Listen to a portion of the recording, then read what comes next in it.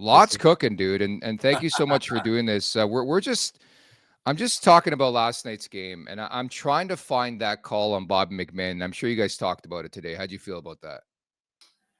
Sorry, the call on Bobby McMahon? In the third period, yeah.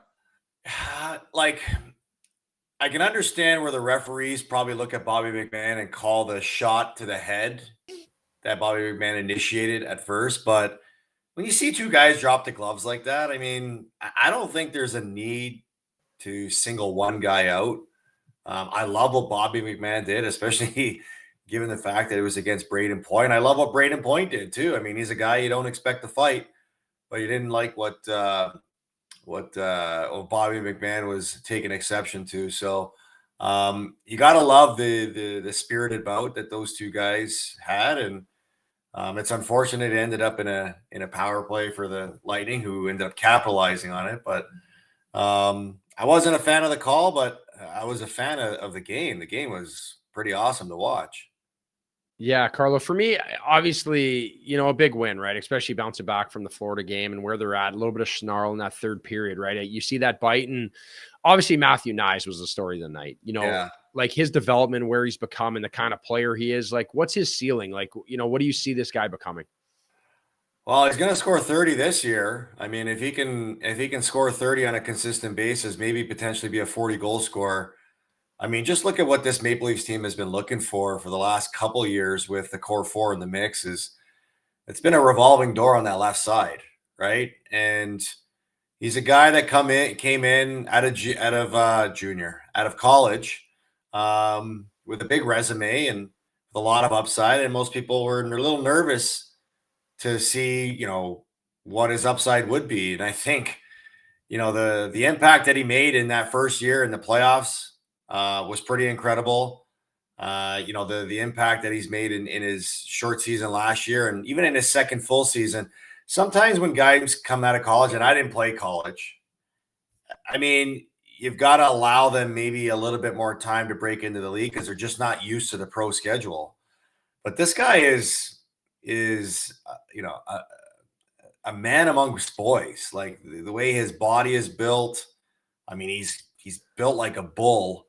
And I just think that, getting used to the rigors and the everyday expectation in the NHL level is, it's something that they've had to be a little bit more patient with, but it seems like it's paid off because you talk about what teams want to draft or at least look for in developing a player, that power forward type player that can play in the hard areas of the ice, score goals in all areas in the offensive zone.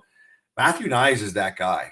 And I think that's what should get a lot of people excited is he can play the grit game, he can play the heavy game, but he can also play the skill game. And kudos to him. He showed everybody he can play the tough game too, because he's not shy to throw drop the gloves and throw the mitts. And I've been really impressed. And, last night for me was a huge indication for me about what type of leader this guy could be on the team, because everybody made note of the comment that he made before the game about a 22-year-old calling a player soft. And Hutsy, I don't know how you feel, but when I played the game, one of the most insulting things that somebody could say to me, even now, if somebody calls me soft, like I don't get offended by much. If somebody calls me soft, it pisses me off. So when you got a young kid on your team that comes out and uses that word, there's a lot that you got to, step up and back up. And I thought the way he played yesterday shows incredible leadership on his part, because he could have easily, had a quiet game and probably would have, guys would have brought more attention to it. But instead, he uses that word and he goes out and he's the best player on the ice and helps the Leafs win a big game that they absolutely needed. And it just adds to his resume of how excited we could possibly be about his potential ceiling. Talk the talk, walk the walk. And that's the great thing, the clutch factor too. But I think the thing that's not talked about enough, Coco, is like how hard it is to play with Marner and Matthews. Like we just talked about, the last guy to probably do it long-term was Zach Hyman, right? Yeah, no, that's a great point, Nikki. I mean, I said it, the revolving door, right? I mean, there's been a lot of guys that have been given that chance. Remember, they signed Nick Ritchie to be that guy, right? And then Michael Bunting, he established himself as a career NHLer because he found a way to play with those guys. And I think the emergence of both Knies and Bobby McMahon have really solidified that left side in the top 6 for the Maple Leafs because, yes, it's great to play with those guys, but yes, it is also absolutely hard to play with those guys because most of the time you're playing without the puck. I mean, those are the two guys that you want having the puck on their sticks. Those are the two guys that are the finishers, are the creators. It's what is that other guy doing to be productive, but also be productive, but find ways to stay consistent playing with him. And I think Matthew Knies is a great example because he plays in all the hard areas. He gets those guys the puck, and then he knows where to go when he gives those guys the puck. So you're absolutely right, Nicky.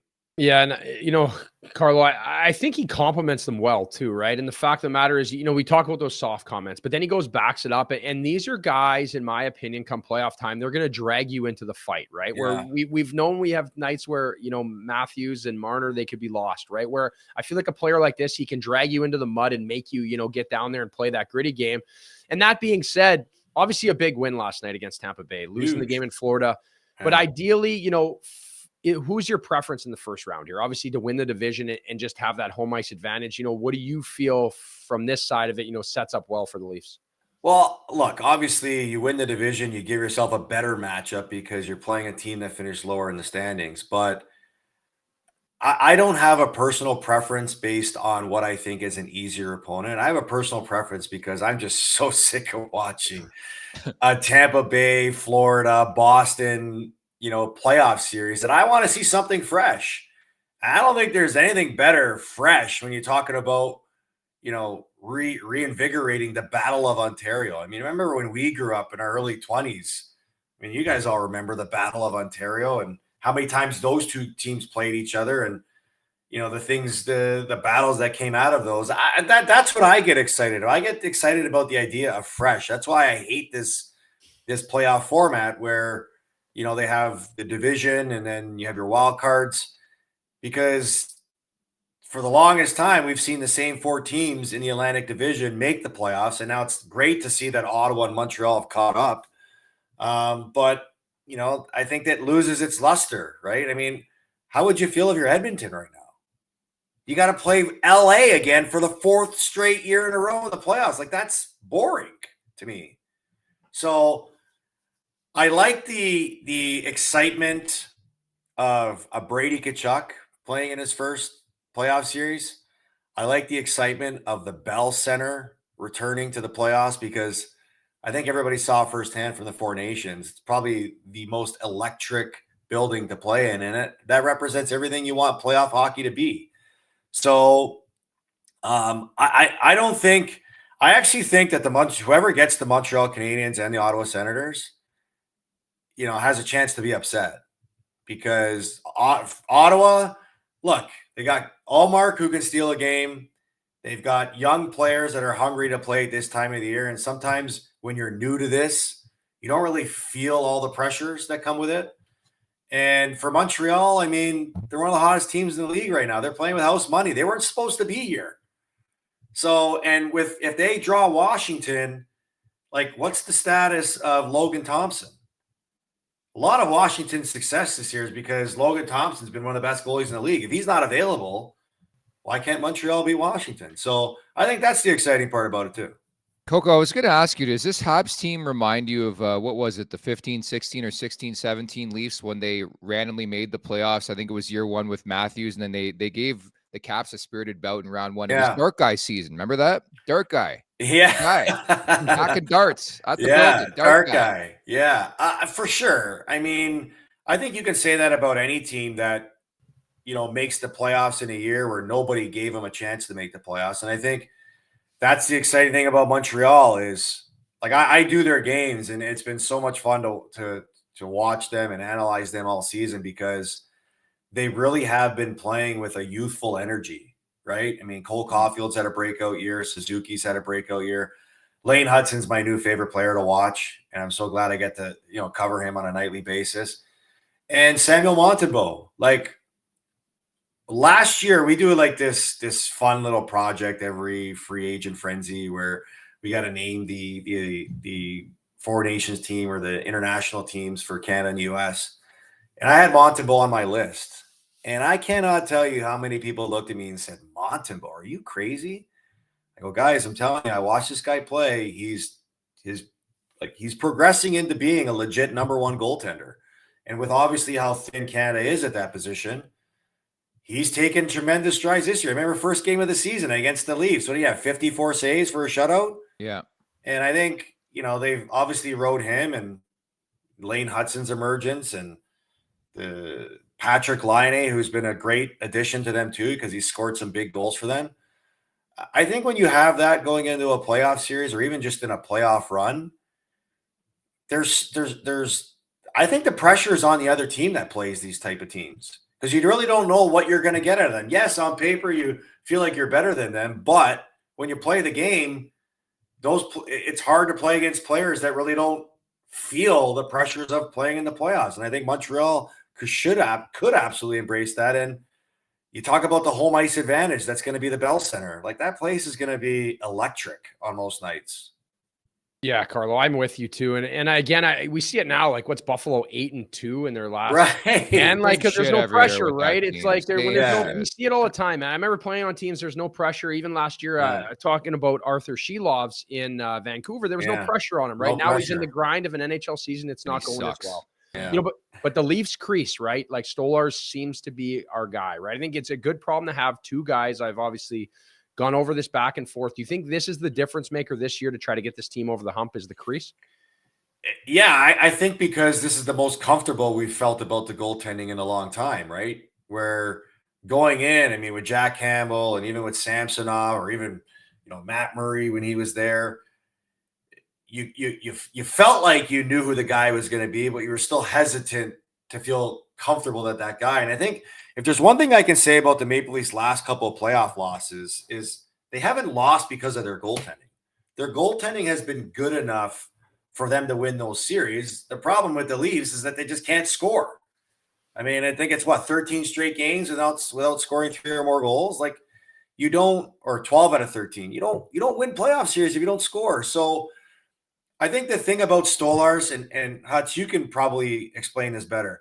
And the reason why I advocated for the Stolarz signing in the offseason is because even though he wasn't the go-to guy in Florida, in the games that he played, as a defenseman or as a player, I always look at the size of a goaltender.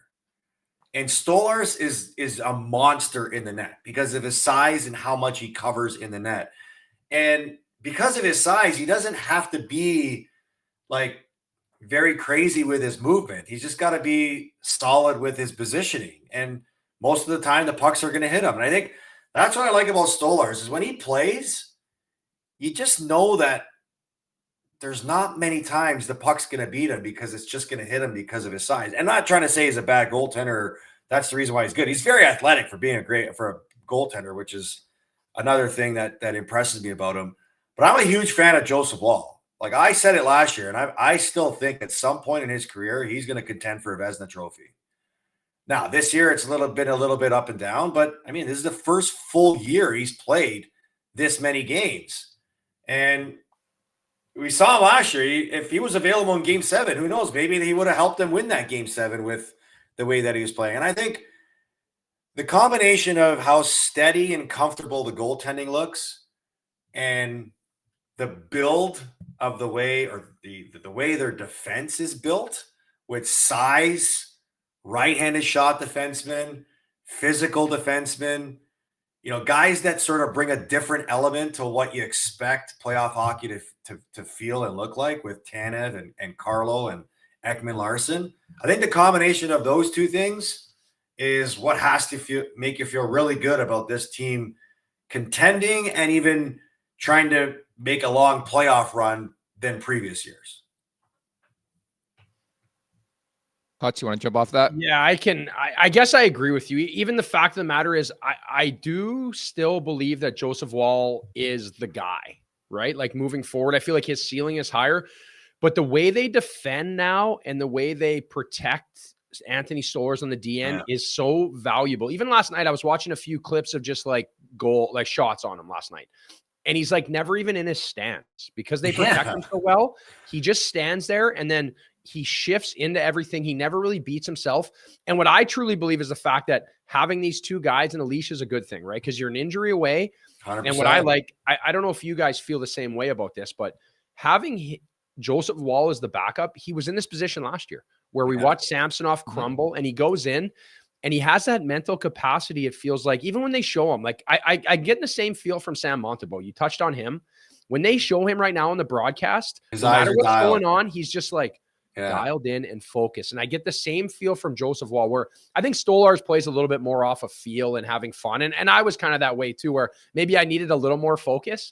But I think Joseph Woll, I think, if it doesn't go well and say the first game goes south, you can get Woll in there. And I feel like he can really jump into it. That's the feel I get from these two. I think you're absolutely right. And I think the Maple Leafs feel that way too. I don't think they want to run into the same situation that Boston tried to run last year, where it's one game this guy, one game that guy. I think you're gonna base who plays based on performance, right? And I think Stolarz is the guy that you start with.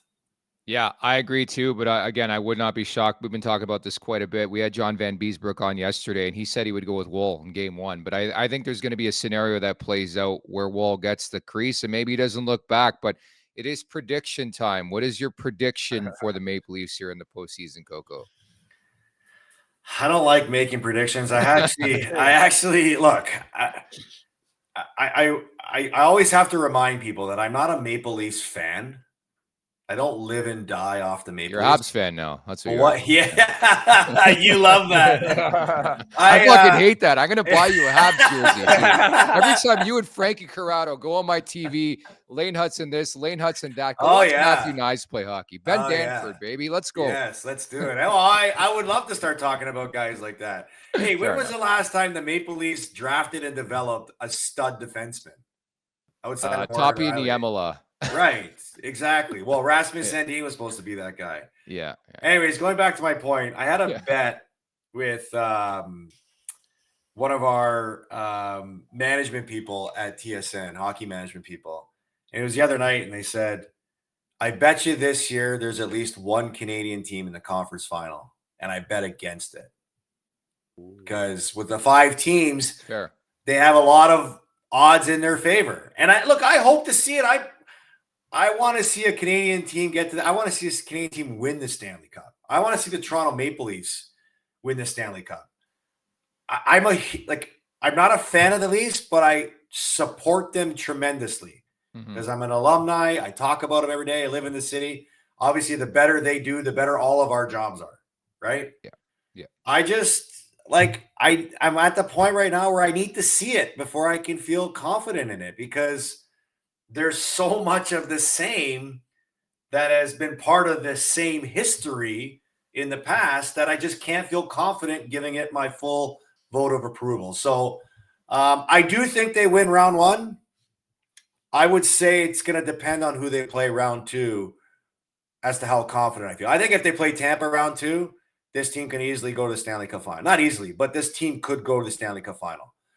If they play Florida, I mean, what gives you reason to believe that this team can beat Florida 4 games out of 7 with the way Florida plays? Nothing. Right? Zero. Yeah. No argument here. Fair breakdown. Understandable. I think you speak for a lot of Leafs Nation the way you feel about this. I think the Habs are going to go further than the Leafs. Okay, that's enough. Great job. Thanks so much for doing this today, and enjoy the playoffs. Okay, we'll talk soon, bud. Thanks, boys. Always a pleasure. Make sure to check out more of our content right here on the Leafs Nation YouTube page. We got long form interviews, we got clips, we got epic rants by Jay Roseau. We simply have it all. And don't forget, you can find out much more at theleafsnation.com. Thanks so much for watching.